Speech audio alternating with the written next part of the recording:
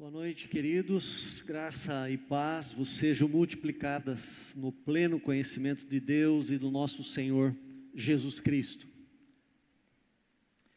Que Deus derrame sobre nós chuva, muita chuva de bênçãos e a chuva, essa água viva que é o Espírito de Jesus. Amém?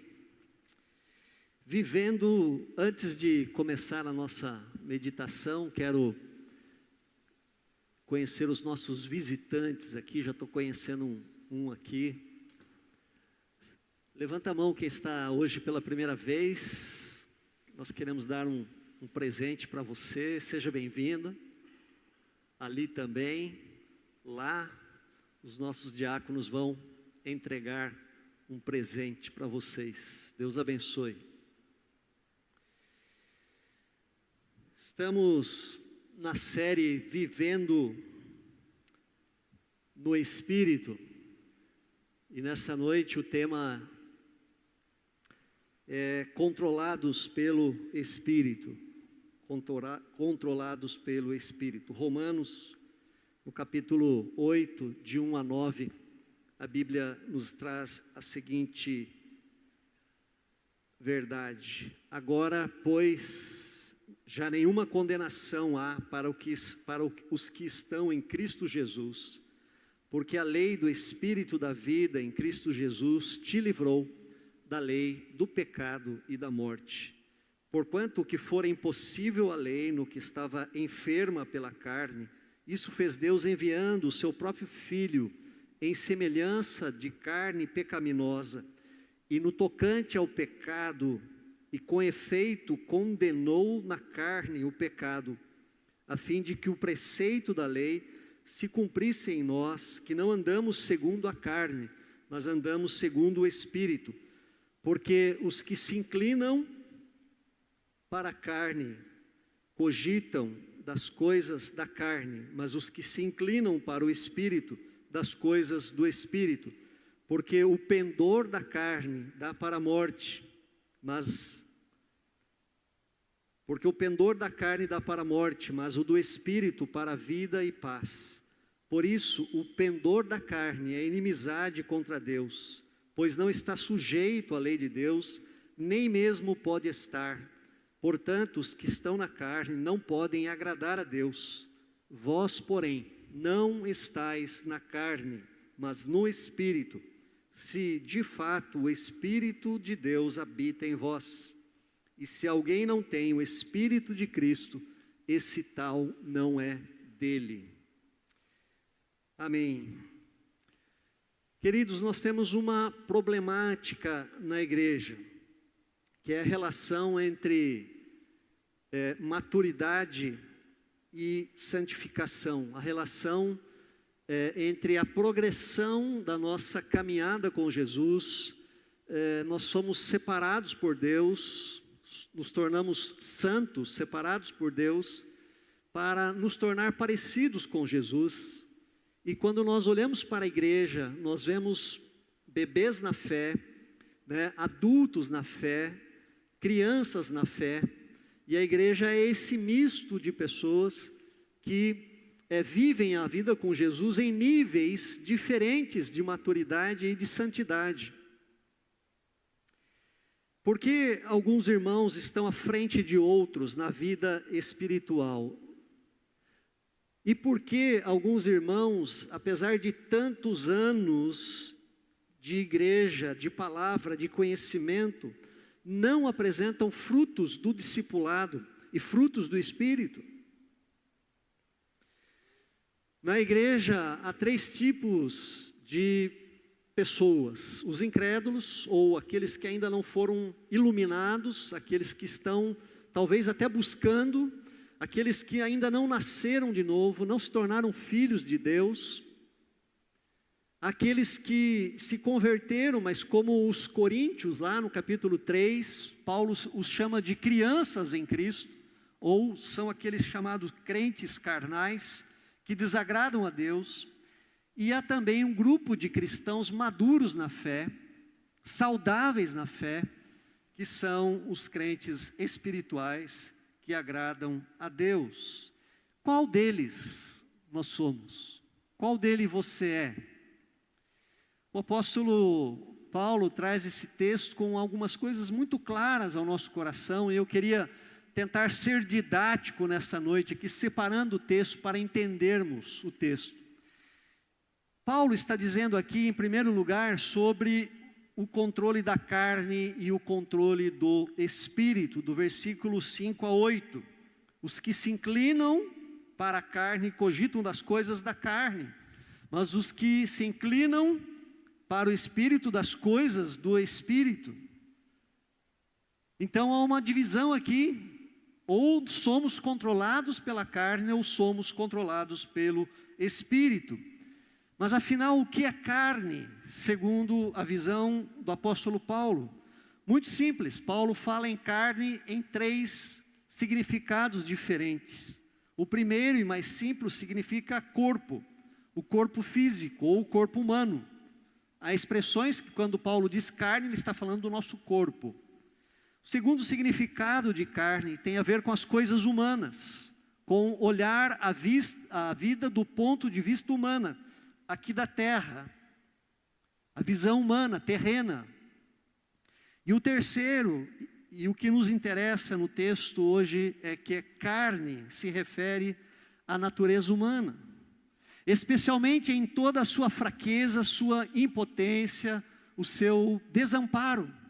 Refere-se à natureza humana em sua vulnerabilidade ao pecado e à tentação. Refere-se àquela parte do homem que dá ao pecado a sua oportunidade de vencê-lo. Paulo está aqui se referindo à natureza humana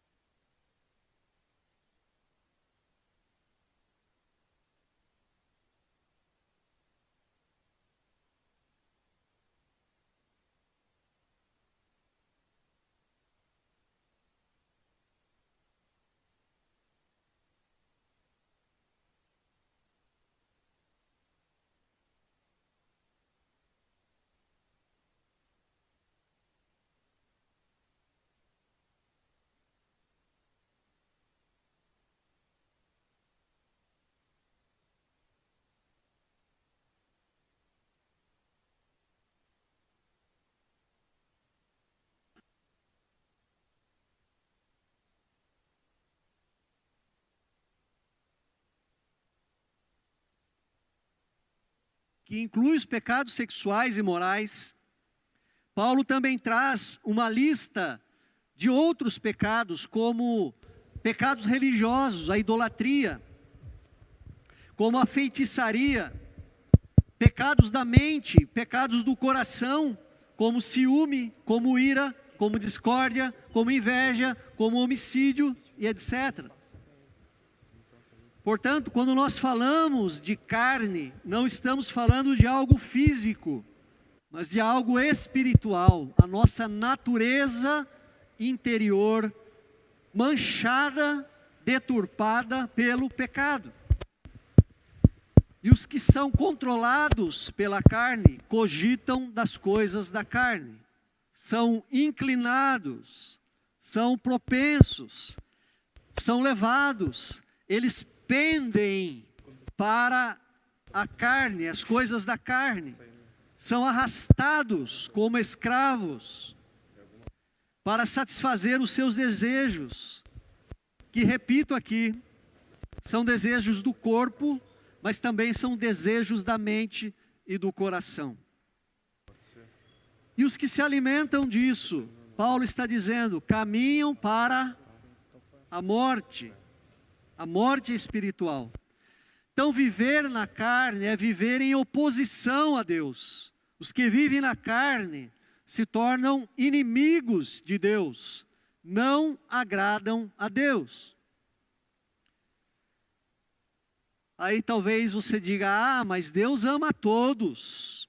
Sim, mas a Bíblia está dizendo aí que os que vivem na carne são inimigos de Deus, fazem oposição a Deus. E o que essas pessoas podem esperar vivendo dessa maneira? Segundo a palavra de Deus, apenas a morte, a separação de Deus. C.S. Lewis, grande escritor, conhecido, diz que o homem passa a vida inteira vivendo na carne, se satisfazendo da carne, se opondo a Deus e dizendo a Deus: Deus, cuida da sua vida.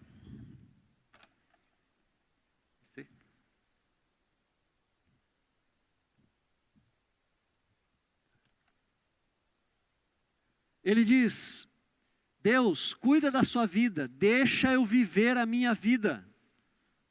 Cuida das coisas do Senhor e deixa que eu vivo da minha maneira.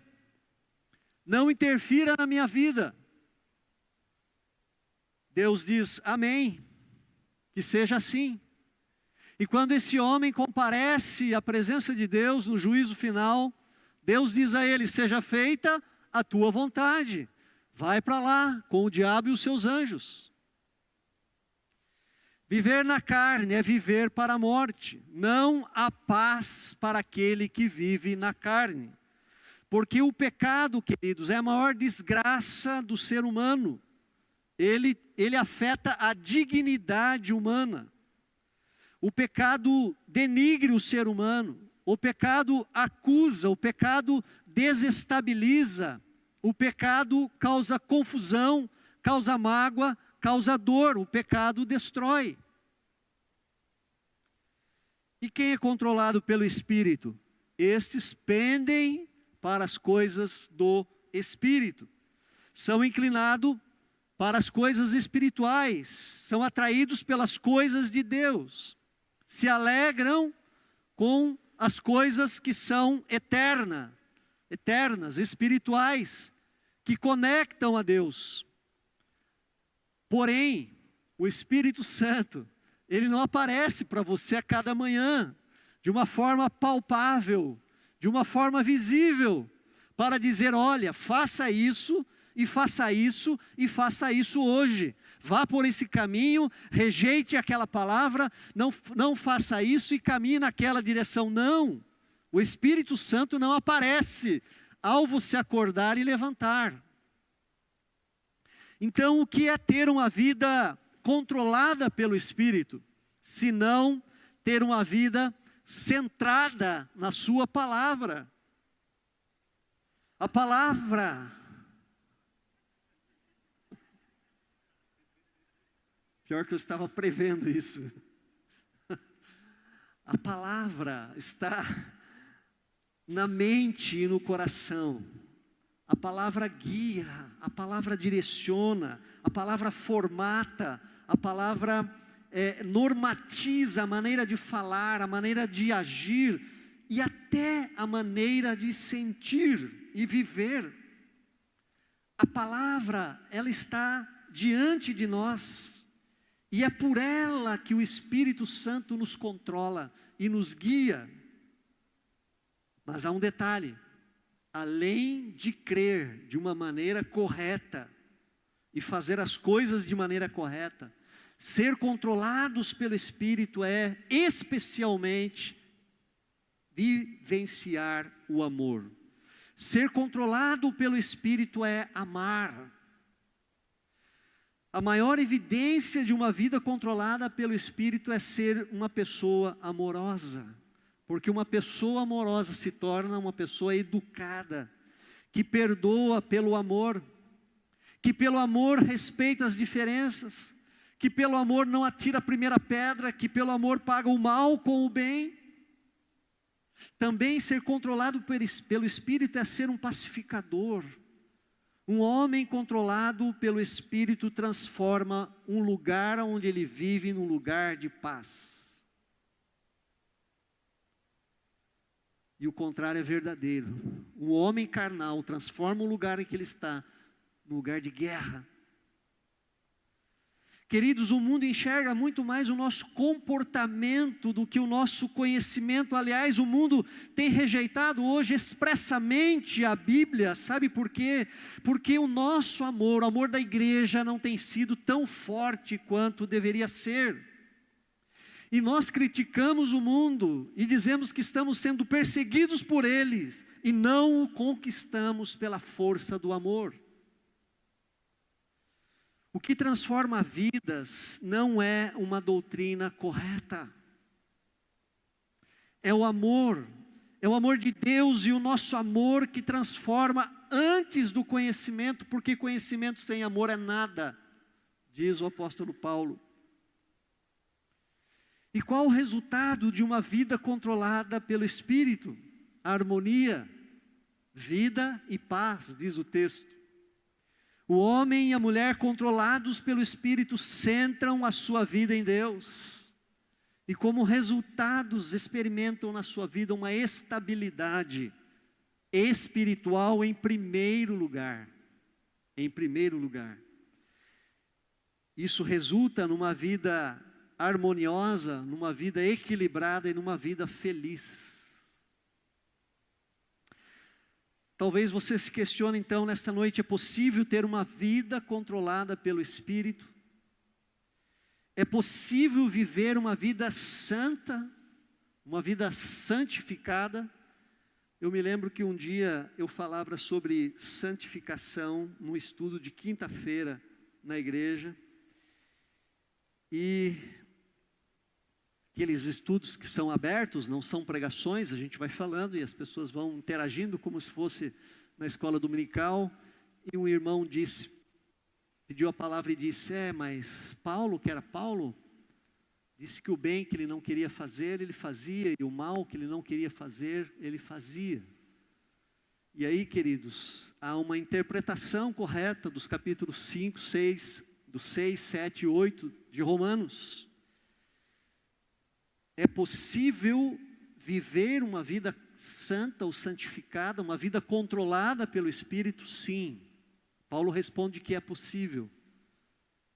A questão é se você crê ou se você não crê. O primeiro motivo é que nós fomos libertos do pecado. Apagou lá, né? Paulo encerra o capítulo 7 de Romanos de uma forma angustiante e desolada. Ele diz assim: quem me livrará do corpo dessa morte? Ele vem falando da sua escravidão, a sua escravidão do pecado. E ele encerra o capítulo 7, quem me livrará do corpo dessa morte? Quem me livrará dessa natureza pecadora que está grudada em mim? E ele responde: graças a Deus por meio de Jesus Cristo nosso Senhor.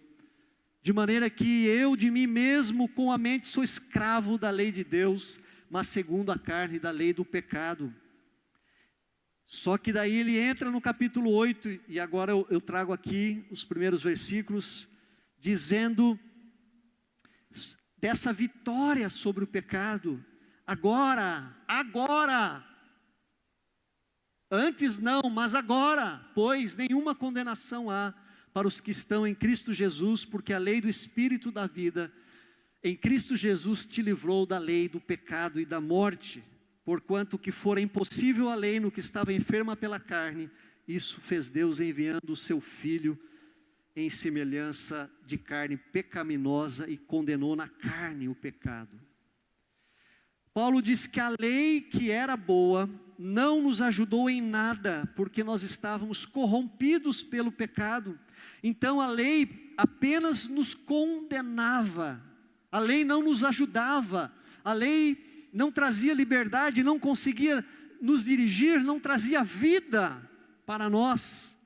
Não tínhamos como cumprir a lei por conta da natureza pecaminosa, e a lei então se tornou uma inimiga. O que a lei não resolveu, e Deus deu a lei para ajudar o povo. A lei é boa, santa, diz Paulo, mas foi pior, porque a lei condenou o povo.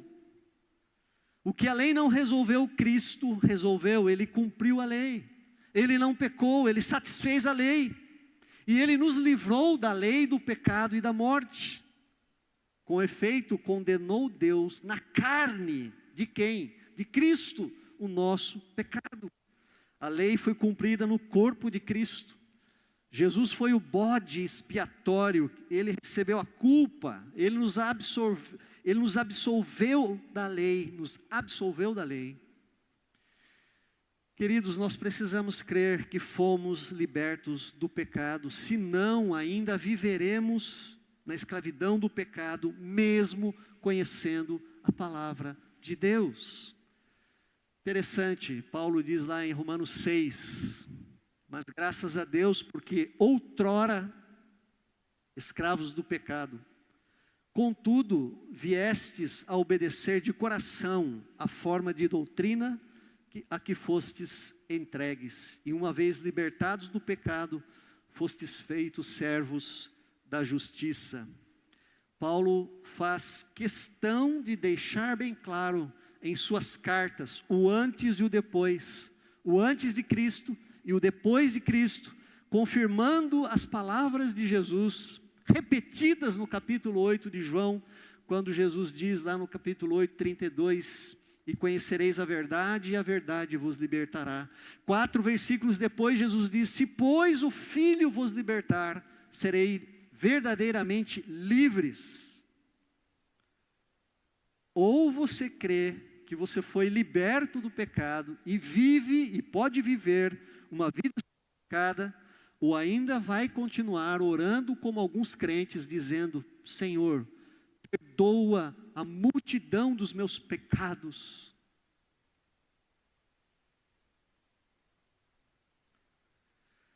Não podemos, queridos, ignorar ou diminuir a obra que Jesus fez em nós. João apóstolo diz: todo aquele que é nascido de Deus não vive na prática do pecado, pois o que permanece nele é a divina semente. Ora, esse não pode viver pecando, porque é nascido de Deus. Quem está e quem vive na prática do pecado ainda não nasceu de novo, ainda não foi convertido, ainda não foi tocado, ainda não foi regenerado. Saiba de uma coisa: ser controlados pelo Espírito é viver uma vida livre do pecado. Depois de Jesus, o pecado na nossa vida, ele é um acidente, não é uma prática, não é algo natural, porque a divina semente, a palavra de Deus e o Espírito vivem em nós. Ah, pastor, mas ninguém é perfeito, né? Perfeição, quem está falando sobre isso? Não é nada disso. Santidade significa viver uma vida separada do pecado e uma vida dedicada a Deus. Você foi criado por Deus e para Deus. Então Deus envia o seu Filho Jesus. O Espírito Santo vem sobre a tua vida, te convence do pecado e da justiça, e tira você do império das trevas e transporta para o reino do Filho do seu amor. Ele separa você do mundo e do pecado e o consagra a Deus. Isso é santidade. Mas isso é possível? Sim, a Bíblia diz que nós fomos libertos do pecado. E a segunda razão que Paulo traz aí, está no versículo 9, ele diz: vós, porém, não estáis na carne, mas no Espírito, porque vocês crucificaram a carne. Como caminhar em santificação? Caminhando com o Espírito. Não estamos mais na carne, mas no Espírito, somos habitação dele, ele mora em nós. Ora, é natural que se o Santo mora em nós, vive em nós, habita em nós, que ele nos santifique. É possível, sim, viver uma vida santificada, porque o Santo mora em nós. E conforme Paulo diz em 1 Coríntios 7,10, quando pecamos, o Espírito Santo que mora em nós produz tristeza, e essa tristeza nos empurra ao arrependimento. A tristeza provocada pelo pecado, quando nós temos o Espírito Santo, ele provoca essa tristeza e nos empurra ao arrependimento, à confissão e ao perdão.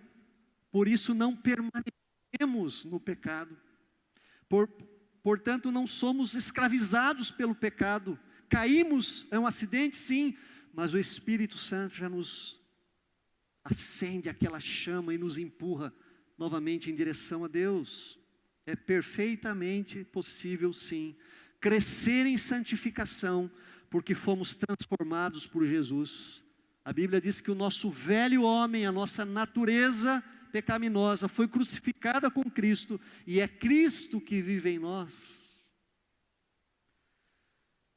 Mas uma coisa importante nós precisamos saber: a santificação é uma via de mão dupla. Sem Jesus e sem o Espírito vivendo em nós, a santificação se torna impossível. Porém, ela não é automática. A santificação não é um passe de mágica. Eu tenho Jesus, pronto, estou resolvido. Não. É um processo, é uma escada, é um caminho a ser trilhado. Portanto, a progressão da santificação depende de você.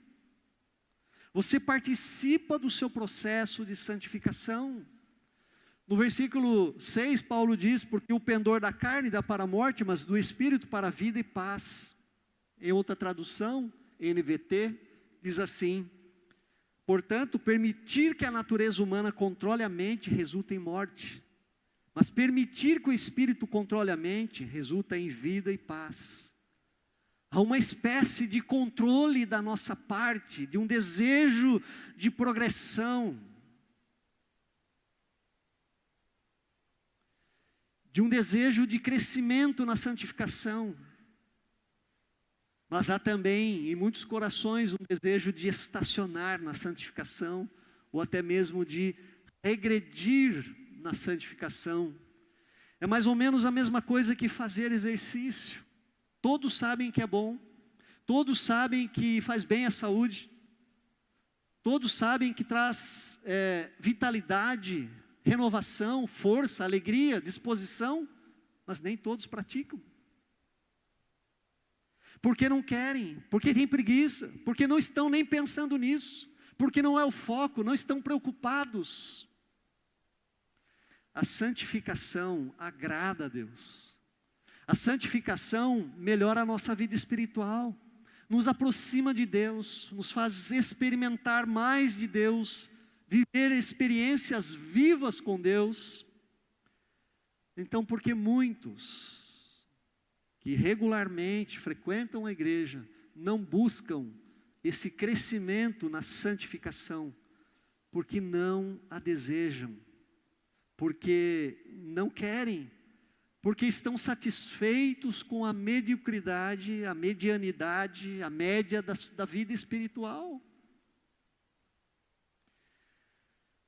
Paulo diz lá em 2 Timóteo 2:21, assim, pois, se alguém a si mesmo se purificar desses erros, será utensílio para a honra.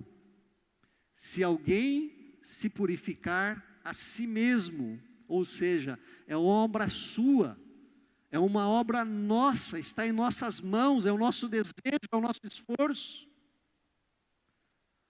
O problema é que muitos cristãos não desejam ser utensílio de honra, ou útil a Jesus que o possui. Passam a vida inteira e não fazem sequer um discípulo, não trazem ninguém aos pés de Jesus, desobedecendo a principal ordem, o principal mandato de Jesus, antes dele voltar ao céu, e de fazer discípulos. Tem uma vida estéril, sem frutos. Que pena, sendo que o Novo Testamento está repleto de encorajamento para caminharmos na escada da santificação, começando por Jesus, quando ele diz: sede perfeitos, assim como perfeito é o vosso Pai celestial. E também por inúmeros encorajamentos de Paulo. Paulo diz: enchei-vos do Espírito, não entristeçais o Espírito, busquem com zelo os melhores dons, orem sem cessar, encham-se da plenitude de Deus, sejam fervorosos de espírito, sirvam ao Senhor, alegrem-se na esperança, sejam pacientes na tribulação, sejam perseverantes na oração. O autor de Hebreus também nos encoraja: não deixemos de congregar, como é costume de alguns. E o mesmo ainda diz: sigam a paz com todos em santificação, sem a qual ninguém verá o Senhor. Pedro, o apóstolo: sede santos, porque eu sou santo. Ou seja, cabe a você e cabe a mim buscar a santificação. Cabe a nós desejarmos ser mais parecidos com Jesus. Como já disse algumas semanas atrás, no livro de Efésios, que estamos meditando no culto da manhã, você foi eleito e predestinado com um objetivo: se tornar parecido com Jesus. E é esta caminhada que devemos fazer aqui na terra, nos aperfeiçoando a cada dia, buscando santidade, que é essa dedicação exclusiva a Deus, deixando para trás todo o peso e pecado que terrivelmente nos assedia. Isto é possível? Sim, é perfeitamente possível. Não é da noite para o dia, mas deve haver em nós um desejo, e esse desejo juntado à capacidade que vem do Espírito, nós caminhamos juntos com Ele nessa busca da santificação.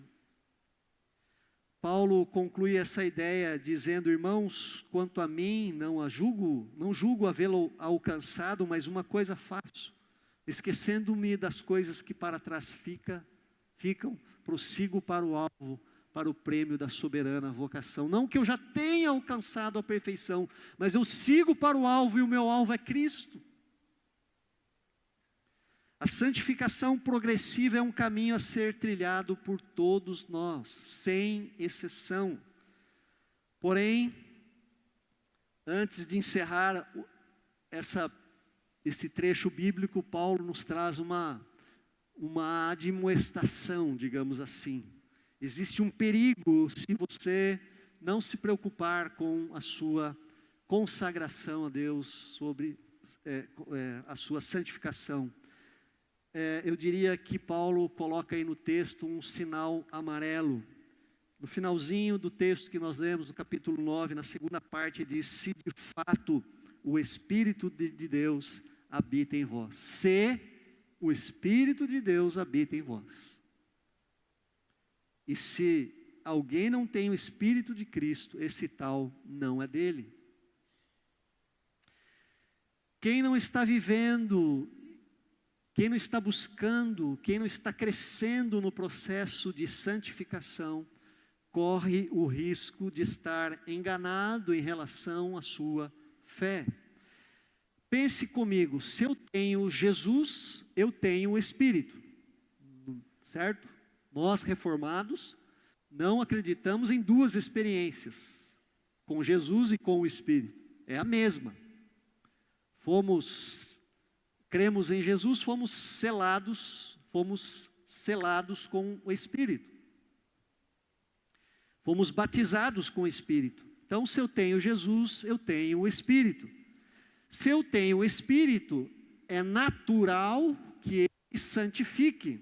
Se eu não me santifico, será que de fato eu tenho o Espírito?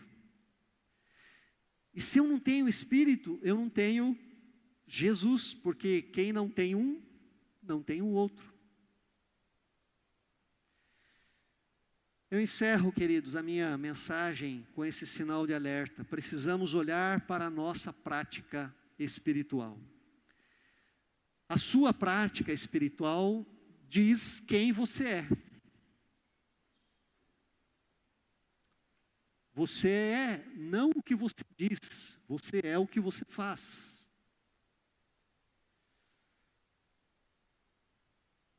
Jesus adverte muitos que estarão diante de Deus lá no grande julgamento.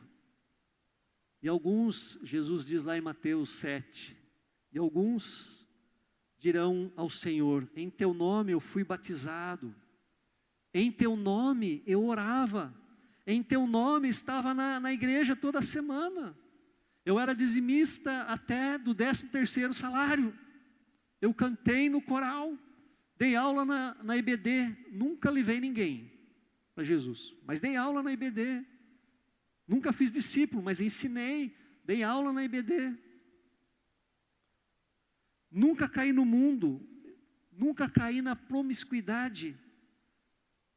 Deus, sim, você fez tudo isso, mas fez tudo isso misturado com obras da carne. Não vos conheço, apartai-vos de mim. Queridos, eu não quero terminar assim a minha mensagem dessa noite, né? Assustando você. Eu quero que você olhe para Jesus. Você não deve se santificar com medo de ser condenado, não é isso. Olhe para Jesus, olhe para o amor de Jesus e se pergunte: por que que eu não me dedico mais a Jesus? Por que que o seu amor, tão grande amor, não me constrange a não pecar? Com tanto amor que me amou, com tanto amor que teve por mim, com quanto Ele fez por mim, por que que eu não me consagro mais a Ele? Por que que não o amo mais por tudo que Ele fez por mim? Essa deve ser a nossa motivação. Quando nós estamos apaixonados por alguém, nós agradamos, nós queremos estar perto, nós queremos pegar, cheirar, queremos abraçar. Quando nós amamos, nós queremos o bem. Quando nós amamos, nós nos sacrificamos. Quando nós amamos, nós defendemos. Quando nós amamos, nós elogiamos. Quando nós amamos, nós fazemos tudo para agradar, porque amamos. Então, nesta noite, abra o seu coração. Abra o seu coração. Arrependa-se. Qual a vida que você tem levado diante da sublimidade de Jesus, diante da grandeza de Jesus, diante do amor de Jesus? Nós exaltamos tanto aqui Jesus no início do culto. Eu estava quase saindo dos meus pés, estava quase flutuando aqui na adoração dessa grandeza e majestade de Jesus. Ele é a luz que brilha na escuridão, aleluia. Ele é a força para o cansado, Ele é o alimento para o faminto. Diante dessa grandeza, sublimidade, amor de Jesus, que resposta você dá a Ele? Então abra o seu coração, arrependa-se se você não tem consagrado a sua vida totalmente a Deus.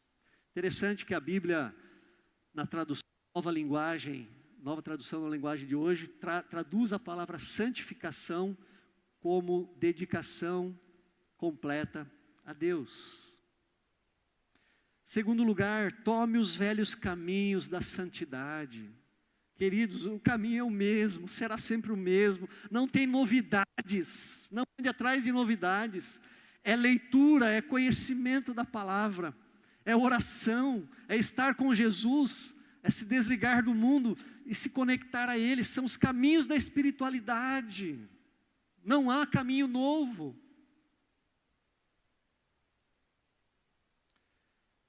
E coloque no seu coração o firme desejo de agradar o seu Rei, o firme desejo de agradar o seu Senhor. Se Jesus é o seu Deus, se é o seu Senhor e o seu Rei, a alegria está em servi-lo, em obedecê-lo. Coloque Jesus em primeiro lugar do seu filho. da sua filha, do seu esposo, da sua esposa, do seu dinheiro. Ele é o seu Deus e o seu Rei. Ele governa a sua vida. Então, coloque no seu coração esse desejo firme de agradar a esse Senhor. Amém? Vivendo no Espírito. Tenha uma vida controlada pelo Espírito. Isso é possível, porque já fomos libertos do pecado e porque nos tornamos a habitação do Espírito. A santidade, a santificação vem com Ele habitando dentro do nosso coração e com o nosso desejo de nos consagrar ao Senhor dia a dia. Como é delicioso conviver com pessoas santas, com pessoas consagradas, com pessoas dedicadas, com pessoas maduras na fé. Existe paz, as pessoas parece que tem um norte, caminham sempre na mesma direção, não são para lá e para cá, são confiáveis, são pacíficas, tem sempre uma palavra para nos abençoar, para nos fortalecer, para nos dirigir. Pessoas controladas pelo Espírito. Vamos louvar o Senhor.